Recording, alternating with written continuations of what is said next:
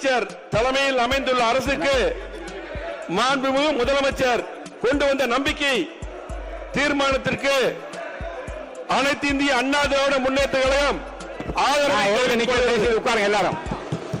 அமருங்க. நான் நிக்கிறேன். தயவுசெய்து உட்காருங்க எல்லாரும். மற்ற உறுப்பினர் அமருங்க. எல்லாரும் அமருங்க. மாண்புமிகு புரட்சி தலைவி அமருங்க.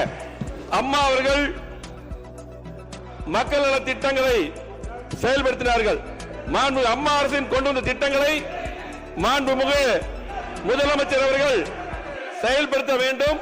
அம்மா அவர்கள் கொண்டு வந்த 100 யூனிட் இலவச மின்சாரத்தை 200 யூனிட்டாக கொண்டு வந்த முதலமைச்சருக்கு நன்றி. அதே போல் பல்வேறு திட்டங்களை அம்மா அவர்கள் கொண்டு வந்தார்கள். ஆகவே கண்டிப்பாக நிறைவேற்ற வேண்டும். இன்றைக்கு மக்கள் தீர்ப்பளித்து இன்றைக்கு முதலமைச்சருக்கு வாக்களித்துள்ளார்கள். அதற்கு நாங்கள் ஆதரவு அளிக்கிறோம் அதிமுக சார்பாக. அதே போல நாங்கள் யாரும் பதவிக்கு ஆசைப்படுவர்கள் கிடையாது. பதவிக்காக ஆசைப்பட்டு கிடையாது. மக்கள் தீர்ப்பை மதித்து மக்கள் முதலமைச்சராக வர வேண்டும் என்று எனக்கு ஆதரவு அளித்தார்கள். 54 ஆண்டுகள் பொன்விழா கண்ட கட்சி அதிமுக. 31வது ஆளுங்கட்சியா இருந்திருக்கிறோம்.